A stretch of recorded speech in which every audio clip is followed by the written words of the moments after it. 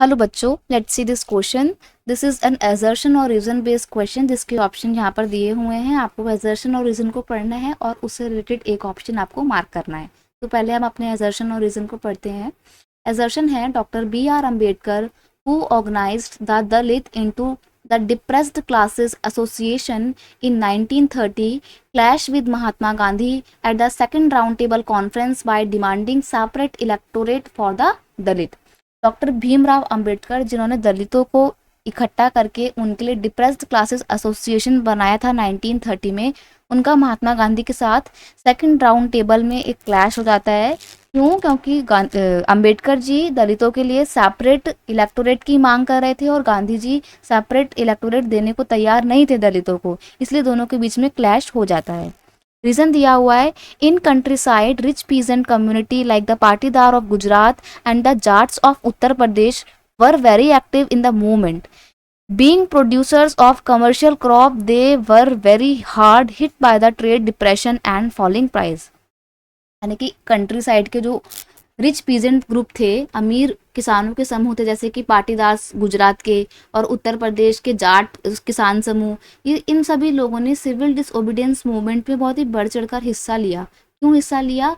क्योंकि ये लोग कमर्शियल क्रॉप उगाते थे और ट्रेड डिप्रेशन और प्राइसेस के फॉल होने की वजह से इनको बहुत नुकसान हो रहा था और इस वजह से ये हैवी टैक्सेस को बियर नहीं कर पा रहे थे जो कि ब्रिटिश गवर्नमेंट लगाती थी। इसीलिए इन्होंने उन हैवी टैक्सेस को बंद करवाने के लिए इस मूवमेंट में पार्टिसिपेट किया। अब आते हैं अपने ऑप्शंस की तरफ। Both assertion and reason are true and reason is correct explanation of assertion. Next option है both assertion and reason are true but reason is not correct explanation of assertion. Next option है assertion is true but reason is false. और last option है कि assertion is false but reason is true.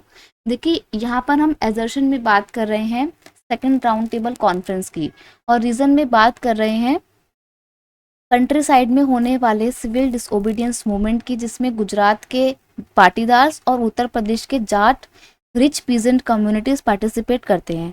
तो देखिए दोनों ही चीज़ें बहुत अलग अलग हैं, तो असर्शन और रीजन लिंक बिल्कुल भी नहीं हो रहे हैं। तो जो ऊपर के जो दो ऑप्शन बताए हैं कि असर्शन और रीजन दोनों सही हैं और रीजन असर्शन को ठीक से एक्सप्लेन करता है, ये तो इसका ऑप्शन नहीं होगा। ऑप्शन 1 तो हम ऐसे ही एलिमिनेट कर देंगे क्योंकि दोनों ही बिल्कुल अलग अलग इंसिडेंट हैं, राइट।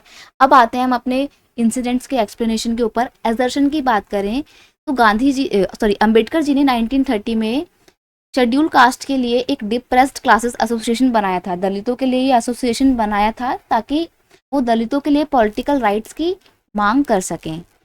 और मांग क्या करी थी उन्होंने सेकंड राउंड टेबल में? अंबेडकर दलितों के लिए एक सेपरेट इलेक्टोरेट की मांग कर रहे थे, लेकिन गांधी जी सेपरेट इलेक्टोरेट देना नहीं चाहते थे दलितों को, और इसी बात के पीछे अंबेडकर और गांधी के बीच में क्लैश हो जाता है।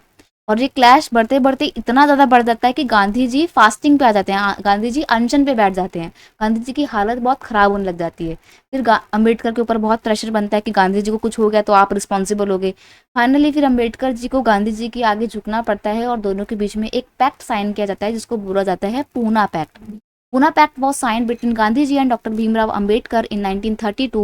This Pune Pact refers to the agreement signed to provide the depressed classes with the reservation of electoral seats in the British India Parliament. तो दोनों के बीच में जो पैक्ट साइन होता है उसमें अंबेडकर जी की जो डिमांड थी कि उन्हें सेपरेट इलेक्टोरेट चाहिए, वो तो नहीं होता है पूरा, लेकिन हाँ गांधी जी इतना वादा जरूर करते हैं अंबेडकर जी को कि आपको इलेक्टोरल सीट्स में ना रिजर्वेशन दिया जाएगा, यानी कि कुछ सीटें, टोटल सीट में से कुछ सीटें शेड्यूल कास्ट के लिए यानी कि दलितों के लिए रिजर्व करके रखी जाएंगी और उन रिजर्व सीटों में सिर्फ दलित कैंडिडेट ही इलेक्ट होकर आएंगे। अंबेडकर ना चाहते हुए भी प्रेशर में आके इस पैक्ट पर साइन करते हैं और इस तरीके से पूना पैक्ट होता है गांधी जी और अंबेडकर के बीच में। तो ये था रीज़न यहाँ पे कि सेपरेट इलेक्टोरेट की मांग कर रहे थे, क्यों कर रहे थे और आगे जाके क्या होता है। लेकिन रीज़न ऐसा कुछ भी नहीं है।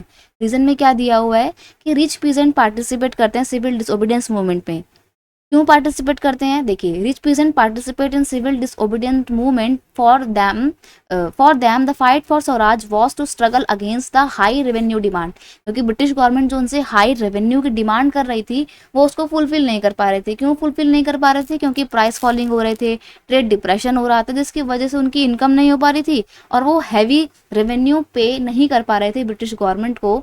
इसीलिए वो स्वराज चाहते थे, क्योंकि उनको लग रहा था कि स्वराज आ जाएगा तो ये हैवी रेवेन्यू हमको पे करने नहीं पड़ेंगे। दैट इज़ वाई वो सिविल डिसओबीडियंस मूवमेंट में बढ़ चढ़कर हिस्सा लेते हैं। ये भी बिल्कुल सही है, लेकिन क्योंकि दोनों बिल्कुल भी लिंक नहीं कर रहे हैं तो हम क्या कर सकते हैं, हम ऑप्शन 2 मैच करेंगे कि both assertion and reason are true but reason is not correct explanation of assertion. Assertion और रीजन दोनों बिल्कुल सही तो है, लेकिन रीजन असर्शन को ठीक ढंग से एक्सप्लेन नहीं करता है। Hence option 2 is your correct answer. I hope you understood it well. Best of luck. Thank you so much.